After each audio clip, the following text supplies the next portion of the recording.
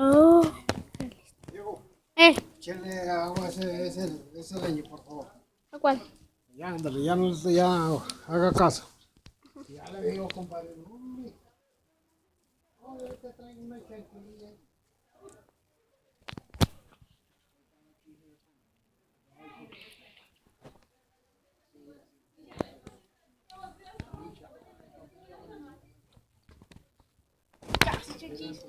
Grabando un video para subirlo a YouTube.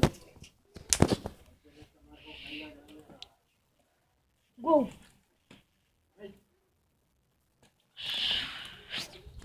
Ay, ya no están quemando cosas. No, pues eso. Me abrió la cámara.